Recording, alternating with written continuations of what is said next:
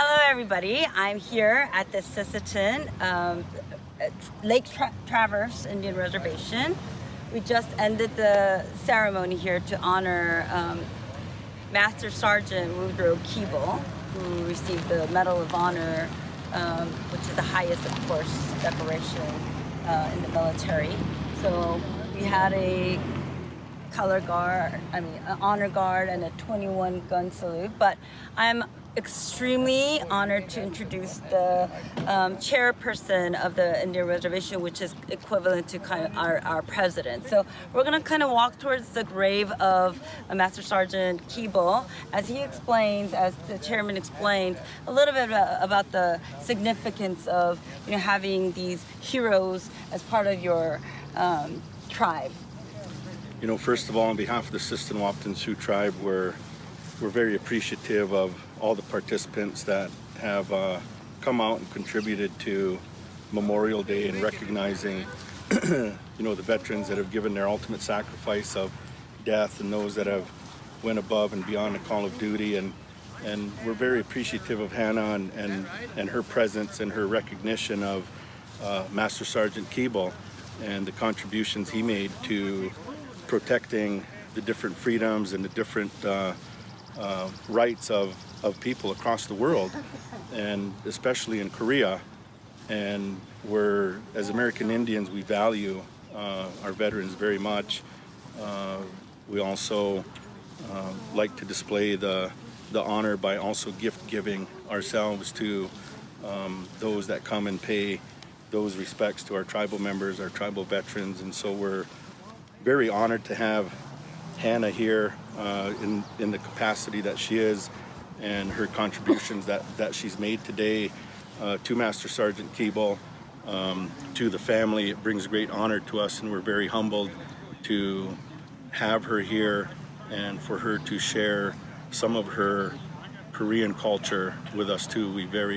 We're very appreciative of that and very respectful of that, and we just, on behalf of the SISSETON Sioux tribe, we're very thankful for your presence and your contributions.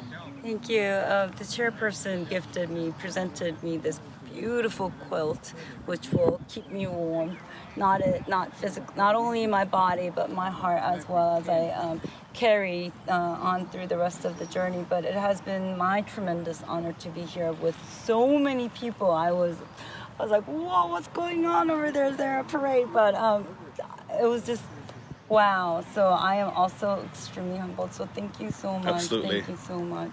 Safe travels to you. Thank you. And as we walk towards the graveside of course, the Master Sergeant, we have his son and his granddaughters and grandsons and great-grandsons, so I call them all my new cousins now. But yes, and nephews. But so we're gonna walk to the graveside. But please explain to us a little bit about his service. I mean, first of all, everybody, I hope you can see. Well, Woodrow fought in both World War II and Korea. He received the Congressional Medal of Honor for his actions in Korea. It was Hill 765 near Kumsang, and it was Operation Nomad. And what nice thing about that is everything was recorded. It was a very orchestrated push. Some called it the Great Push, northern boundary hills of Korea. And Hill 765 was later called the Pearl of the enemy's defenses. There were three pillboxes. Joe Sagami was right there, and Joe Sagami in a 3-page affidavit says the word pillbox 11 times. There were three 4-man pillboxes, each with a machine gun on top of the mountain. And then there were 2 trenches that went completely around the mountain, in the middle of the mountain and at the base of the mountain. And 2nd and 3rd Platoon of George Company had walked into Hill 765 and got caught in a triangular crossfire. They were pinned down. They called for air support, so airstrikes went in with napalm. But the mountainous rocky terrain resulted in the fire rolling down on the American troops who were pinned down by the triangular crossfire. So the Americans themselves said, call off the napalm, stop the napalm, you're burning us, not the enemy soldiers. And then they called in a Quad 50. That's 450 caliber machine guns on a truck that has tank tracks on it. Hydraulically operated platform 450 caliber machine guns could easily shoot a concrete overpass down in a matter of seconds with that kind of firepower. But that quad 50 got destroyed before it got into range of the pillboxes due to the landmines. So then they called in tanks, and three tanks were destroyed running into landmines, and the tank commander said, "I'm not sending any more tanks. I've lost 3 crews and 3 tanks, no more tanks." And so at that point, Woodrow had come with 1st Platoon and saw 2nd and 3rd Platoon of George Company pinned down. So he went down the valley and joined the 2 pinned platoons and was appraised of the situation. They told him about the quad 50 being destroyed, the airstrikes failing, the artillery failing, the 3 tanks failing, and the situation they were in. And Joe Sagami was a 1st Sergeant to 2nd Platoon, and Frank Plata was a 1st Sergeant to 3rd Platoon, equal rank to a Master Sergeant. But they both yielded their command to Woodrow. Joe Sagami was a Silver Star recipient. Frank Plata was a Silver Star recipient, Purple Heart recipient, World War II veteran. So they're hardcore veterans, hardcore combat veterans. And they said, "We're turning the command over to you. Whatever you say, that's what we'll do." Wow. So Woody said, "We're going to launch an attack on them. I want a group of volunteers." So 1st Platoon, his platoon, was the first to volunteer. And so they attacked the enemy position, but they could not get past that first trench of enemy soldiers. And it was a transportation trench that went around the entire mountain. That repulsed them. So they came back. He asked for a 2nd group of volunteers. Joe Sagami volunteered, and Woodrow led the 2nd Platoon up, and again was repulsed. Came back, he asked for a 3rd group of volunteers. Frank Plata followed him. Now this is Woodrow's 3rd try, and again they were repulsed. No men were killed, but on the 3rd try, Woody got a bullet through the chest. A guy named Wingard told me about it. He said he was behind Woody. Woody had 2 bandoleros of ammunition for his Browning automatic rifle, and he said he was in a crouch position moving up towards the trenches when the bullet hit him. And he said it just stood him up straight. He staggered back several steps and he just stopped. He said he could see the bullet wedged through the 2nd bandolero belt and blood just starting to form on the back of his jacket. He said he didn't call out for a medic. He didn't say, "I'm hit, I'm wounded, I need help. Somebody come and save me." He didn't say any of that. He just recomposed himself, he got his balance and continued the assault. But they couldn't get past the first trench. So they retreated back. Now every man had gone once and Woodrow had gone 3 times. Now the 4th time, and I asked one of the men, I said, "What were his exact words?" And his exact words were, "Stay put." He told all 3 platoons, "Stay put." And he loaded up his Browning automatic rifle, took 10 magazines, 200 rounds, and he took some grenades. One eyewitness said he was taping his grenades together with a roll of tape.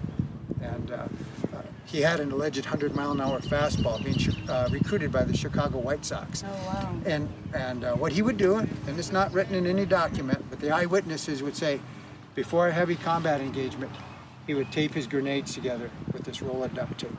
And so when he'd throw his grenades, it'd be 2 at a time. So he taped his grenades together, he got his Browning automatic rifle, and he told all 100 men, "Stay put." What he was really saying is, I don't want you to go where I'm going to go. I don't want you to do what I'm going to do. And he went up to that first trench, and with his Browning automatic rifle, he killed a number of troops in a certain area, and then he rushed forward and jumped into the trench with all the rest of the enemy troops. And Joe O'Connell was a machine gunner with Howe Company right next to George Company. Howe Company, George Company. Hill 765, and Joe O'Connell saw that one man was attacking the entire mountain. And he said that he could hear the BAR, which was the same caliber as his machine gun, and then he'd hear the enemy guns. And then he'd hear the BAR, then he'd hear the enemy guns. And pretty soon all he heard was the BAR. And he said, then he saw this big GI get out of that trench. He killed everybody in that first trench. And now was moving to the 2nd trench. And when he started moving to the 2nd trench, the enemy directed their entire firepower upon him with the 3 machine guns in a triangular crossfire, the men in the trenches, guys throwing grenades and shooting grenades with grenade launchers. And he said, the eyewitnesses said, the grenades coming down off the mountain looked like flocks of blackbirds. Later, Master Sergeant Keeble would have 83 pieces of shrapnel removed from him. He was hit in the arms and the chest. Joe O'Connell was watching the whole thing. He said the grenades would go off and he'd think, oh, they got him, they got him. Oh my God. And then he'd roll and he'd get back up again and he'd go again. And another grenade would blow up and they'd say, oh, they got him for sure this time. And he'd get back up and shake it off and go again. He got up into the range of the second trench, and again, he picked a spot and eliminated all the enemy soldiers in that spot, and then he rushed forward and jumped into the trenches with the rest of the enemy soldiers. And then Joe O'Connell said he could hear the BAR, then he'd hear the enemy guns, and he couldn't see anything. These were deep trenches. If you look how deep these are, you know, you can easily hide in one of those trenches standing up completely. But after taking out all the men in the second trench, and that's one thing that when you read the Medal of Honor citation, you hear about him taking out 3 4-man pillboxes, but you don't hear him taking out the trenches of soldiers. And eyewitnesses said he killed between 75 and 90 men in the trenches before he got to the pillboxes. But now he's in the second trench, and triangular shaped formation. He moves to his extreme right, which was the enemy's extreme left, and with great accuracy, he took his grenades, taped 2 at a time, and threw it into the opening where the gun barrel was sticking out of the bunker. And he destroyed the first pillbox. And he got back down into the trench, used it as a defensive position, and he got in front of the second pillbox. And then again, he entered that, he threw a grenade, 2 at a time, made it through the opening, destroyed the second bunker. That left the one on top. So he went around the back of the mountain, because these trenches went completely around the mountain. They weren't just a few feet, they went completely around the mountain. He came in the back, came in through the back door, destroyed it with grenades. And then he had one fight left. After taking out the 2 trenches, after taking out the 3 pillboxes, he still had one fight left. 7 remaining soldiers from their hidden positions all jumped up and charged him and rushed him. And one eyewitness was also a BAR guy, fired the same kind of machine gun Woody fired. And he told me this, and that's the only reason I repeat it. When he was attacking the mountain, he said that Woody had his gun on a fast rate of fire, which is 600 rounds a minute. And when he squared off with the last 7 remaining soldiers, he switched it to 300 round of fire, or a slower rate of fire. And then he just calmly shot the last 7 soldiers who were just frantically shooting at him and rushing towards him. And so the first guy from the bottom of the mountain up on top was a guy named Mario Izzoni. Mario went up there, and Mario said it was really eerie. Mario had been in a lot of combat, and usually after an engagement, there's people who want to surrender, there's people who's wounded, people calling for help, people moaning, groaning, but he said everybody was dead. Every man in the trench dead, every man in the pillbox dead, everyone dead. He said it was just kind of different, and he got up there, and Master Sergeant Keeble was sitting on a big rock and leaning against his gun. And Mario said, "Are you okay? Are you okay?" And he didn't answer him. And he unzipped his jacket, and he was just covered with blood. He'd taken the bullet through the chest, the bullet alongside the head, hit in the face. He would later need plastic surgery where he was hit by a grenade, fired from a grenade launcher. Unfortunately, it didn't detonate, but it had enough impact to just smash his nose, and he needed plastic surgery to fix that. The shrapnel had knocked out one of his front teeth. He would have so much shrapnel, he'd have one lung removed later. 83 pieces they took out. But he immediately wanted a defensive perimeter set up before he would evacuate. So the men all got into the mountaintop, and they set up a defensive perimeter, and then he agreed to go to the hospital. And that's where Mario said, "I never left his side." And he said, "I counted 83 pieces of shrapnel that they took out of him." And then when they recommended him for the Medal of Honor, only 2 eyewitness signatures are required, but all 100 men insisted on signing. Every man from 1st, 2nd, and 3rd Platoon George Company, every guy there wanted to sign. So they all signed. 100 men signed for the recommendation of Medal of Honor. Oh my God, goosebumps. That was in November, and then it was lost. And so they resubmitted it again in December, and again it was lost. And so they resubmitted it the 3rd time. And the 3rd time, headquarters said, "You missed the deadline." So he cannot be considered for the Medal of Honor. So he I was, thought it was going to be third time he got it. Oh no. so he was never considered for the Medal of Honor. Oh. And he went to his grave not knowing he was going to be the first Dakota Lakota to get the Congressional Medal of Honor. But what we did is we went and reconstructed everything, all the eyewitnesses. And the fact that Operation Nomad was recorded, they can tell you how many 155 millimeter rounds were fired, how many 105 rounds were fired. They can tell you how the Quad 50 got blown up before the 3 tanks did. And they can tell you the name of the guy. And I talked to him. He called off the artillery because he said one of our guys is attacking the mountain. So they stopped the artillery so they wouldn't shoot the American. And he just made his one-man attack against Hill 765. They later called Hill 765 the pearl of the enemy's defenses, and it was actually a Chinese command post. The whole mountain was hollowed out with weapons and grenades and ammunition. They never ran out of bullets. He just killed all the men there, and he did that single-handedly. So he was outnumbered more than 100 to 1, surrounded on 3 sides. The enemy had the high ground. We all know at Gettysburg why the North won, because they had the high ground. Machiavelli tells you in The Prince, always take the high ground. Military statisticians always say take the high ground.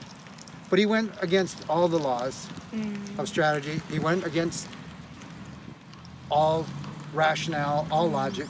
They had the high ground. They were dug in trenches, in pillboxes, 3 directions, surrounded on every side, and he's out in the open, and he had the victory. And he did what Joe Sagami, who wrote the affidavit, said he did what 100 men couldn't do. And he said, so often seen on the movie screen, but so seldom seen on the actual battlefield. And that's the story, Master Sergeant Rudy Q. Well, you have to write a book. I feel like I was watching a movie right now with all the scenes, and talk about a modern day Superman or Wonder Man. I felt like I was watching the scenes from the Wonder Woman, except it was him and not Wonder Woman. So, I mean, you should be really proud to have, you know, carry on that spirit, that blood, really. That's who Woodrow's named after, Matt. I know that you have a pretty big, you know, shoulder to carry on your shoulder. But again, thank you so much for being here. And